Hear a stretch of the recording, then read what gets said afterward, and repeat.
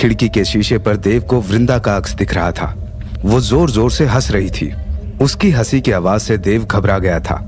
फिर अचानक ही वृंदा ने हंसना बंद कर दिया और वो एकदम से सीरियस टोन में बोली, देव बाबू, इस खेल में अब आएगा असली मजा।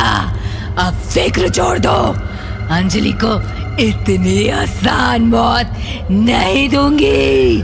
अब तो ऐसा तांडव होगा कि वो खुद अपनी मौत की भीख मांगेगी।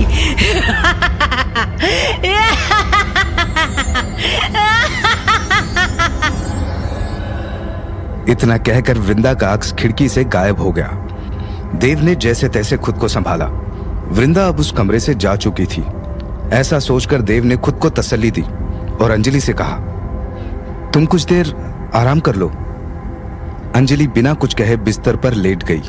तभी देव वहां से जाने लगा तो अंजलि ने हाथ पकड़कर उसे रोक लिया और धीरे से बोली, मत जाओ देव, इस वक्त मुझे अकेली नहीं रहना। तुम यही रहो ना मेरे पास। देव भी अंजलि के पास ही रुकना चाहता था, लेकिन उसका कजन शिवम नाराज न हो जाए, यही सोचकर वो अंजलि के पास नहीं रुक रहा था। अंजलि की आंखें बड़ी उम्मीद से देव को देख रही थी। तभी देव अंजलि से नजरें चुराते हुए बोला, अंजलि, वो शिवम भैया ने मुझे यहाँ देखा तो वो नाराज होंगे। तुम मुझे यहाँ अकेला छोड़कर गए तो मैं भी नाराज हो जाऊंगी। अंजलि ने धीरे से कहा और देव का हाथ छोड़ दिया। अंजलि का यूं हाथ छोड़ देना देव को अच्छा नहीं लगा। उसने फिर ज्यादा नहीं सोचा और वो बेड के पास रखी टेबल पर बैठ गया। देव के बैठते ही अंजलि का उदास चेहरा खिल गया। उसे मुस्कुराता हुआ देखकर देव भी मुस्कुराया। कुछ ही देर में अंजलि को नींद आ गई। उसके सोने के बाद देव रूम से बाहर आ गया। सीढ़ियों से उतरकर देव अपने रूम की तरफ जा ही रहा था कि तभी उसे सीढ़ियों के नीचे बने हुए स्टोर रूम से बिशन काका की आवाज आई। वो किसी से धीरे से कह रहे थे, तू फिक्र न कर, रास्ता मिल गया है मुझे। वैसे भी अपने जो शिवम साहब हैं वो तो है ही बलि के बकरे। शिवम साहब का मरना तो पहले से ही तय है। कोई उन्हें नहीं बचा पाएगा, कोई भी नहीं। बिशन काका के कहे शब्द सुनते ही देव को झटका सा लगा। शिवम भाई का मरना पहले से ही तय है? ये बिशन काका क्या बोल रहे हैं? देव ने मन ही मन खुद से कहा। स्टोर रूम का दरवाजा थोड़ा सा खुला हुआ था। देव ने अंदर झांक कर देखा। अंदर काफी अंधेरा था। देव को बस एक आदमी की परछाई सी दिखी। बिना कोई आवाज किए देव स्टोर रूम के अंदर आ गया। उसने फौरन ही लाइट ऑन कर दी, लेकिन स्टोर रूम में देव को कोई नहीं दिखा। ये बिशन काका अभी तो यहीं थे, फिर एकदम से गायब कैसे हो गए? देव हैरानी से बोला। उसने स्टोर रूम को अच्छे से देखा। वहां पुराने सामान के अलावा कुछ भी नहीं था। देव ने अपना माथा पकड़ लिया। उसे समझ नहीं आ रहा था कि बिशन काका एक ही पल में गायब कैसे हो गए। तभी देव के कंधे पर पीछे से एक हाथ आया। देव फौरन ही पीछे मुड़ा। सामने बिशन काका खड़े थे। देव ने हैरानी से उन्हें देखा और हड़बड़ाते हुए बोला, आप तो अभी यहीं थे, फिर अभी पीछे से? आप क्या बोल रहे हैं साहब? मैं कुछ समझा नहीं।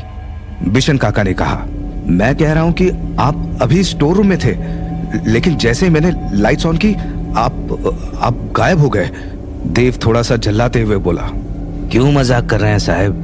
मैं तो किचन में था, अभी बाहर की तरफ जा रहा था तो स्टोर रूम की लाइट जली देखी, तो बस देखने आ गया। देव को बिशन काका के कहे एक भी शब्द पर यकीन नहीं आया। इस बार वो तेज आवाज में बोला, झूठ मत बोलिए, मैंने खुद आपको यहाँ देखा था और आपकी आवाज भी सुनी थी। आप यहाँ किसी से बात कर रहे थे। किससे बात कर रहे थे आप? बोलिए, कौन था यहाँ? देव के चेहरे पर गुस्सा देखकर बिशन काका धीरे से बोले, आप बहुत लंबे सफर से आए हैं, कुछ देर सो लीजिए, नहीं तो तबीयत बिगड़ जाएगी आपकी। और मेरा यकीन कीजिए साहब, मैं यहाँ नहीं था। ठीक है, मान लिया कि आप यहाँ नहीं थे, लेकिन फिर मैंने जिसे देखा वो कौन था? देव ने सवाल किया। आपने जो देखा वो बस आपके मन का भ्रम था। सवाल के जवाब में बिशन काका ने बस इतना ही कहा और स्टोर रूम से बाहर चले गए।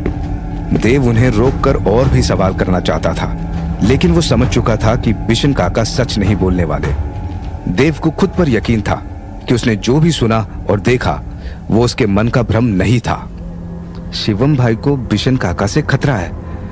मुझे कुछ भी करके बिशन काका पर नजर रखनी होगी, देव ने खुद से ही कहा और स्टोर रूम की लाइट ऑफ कर दी। जिस आदमी की परछाई को देव ने कुछ देर पहले देखा था और जिसे वो बिशन काका समझ रहा था, लाइट्स ऑफ होते ही वो आदमी स्टोर रूम के आखिरी हिस्से में बने एक सीक्रेट दरवाजे से बाहर आया और देव के वहां से जाते ही मुस्कुराने लगा।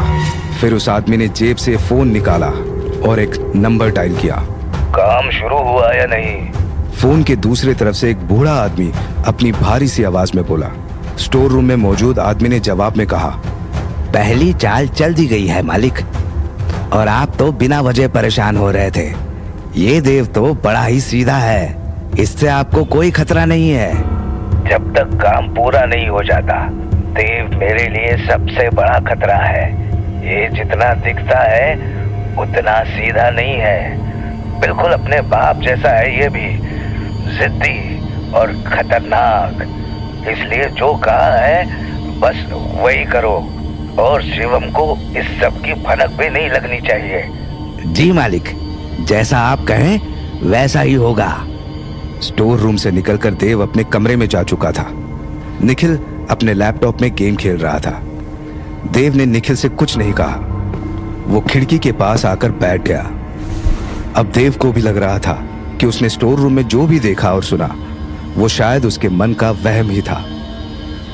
कहीं ये सब वृंदा ने तो नहीं किया? देव ने मन ही मन सोचा, लेकिन अगले ही पल उसने तय किया कि सच चाहे जो भी हो वो शिवम को इस बारे में सब बता देगा, लेकिन जन्मदिन के पार्टी के बाद। पार्टी से पहले ये सब बताकर वो शिवम को परेशान नहीं करना चाहता था। दूसरी तरफ कमरे में शिवम यहाँ वहां तेज कदमों से चल रहा था। वो काफी परेशान था। उसकी गर्लफ्रेंड नैना भी पार्टी में आने वाली है और उसे समझ नहीं आ रहा था कि वो नैना को देव से कैसे मिलवाएगा। तभी शिवम का फोन बजा। नैना का ही कॉल था। कहाँ हो तुम कहाँ हो नैना? मैं कब से तुम्हारा वेट कर रहा हूँ। अरे वो मेरी कार खराब हो गई है, मैं पास में ही हूँ, बस किसी से लिफ्ट लेकर पहुँचती हूँ। फोन के दूसरी तरफ से नैना ने कहा। ये सुनते ही शिवम बोला, लिफ्ट क्यों लेनी है? तुम रुको वही, मैं आता हूँ। मैं आ जाऊंगी शिवम, तुम वही रहो। अच्छा और ये बताओ, तुमने देव से बात की क्या? नैना के इस सवाल पर शिवम चुप ही रहा। शिवम की चुप्पी से नैना फौरन ही समझ गई कि उसने अब तक देव को कुछ नहीं बताया। तुम्हें अब तक उसे बता देना चाहिए था। नैना ने नाराज होते हुए कहा। तभी शिवम झल्लाते हुए बोला, ये मेरे लिए आसान नहीं है। आज जन्मदिन है उसका, मैं कैसे बताऊं उसे? कैसे बोलूं कि देखो देव, तुम्हारी एक्स गर्लफ्रेंड है ना, वो मेरी गर्लफ्रेंड है और हम दोनों शादी करने वाले हैं। इतना कहते ही शिवम को लगा कि कमरे में कोई और भी है। वो पीछे मुड़ा तो सामने देव खड़ा था। शिवम ने अभी जो भी कहा था, देव ने वो सब सुन लिया था।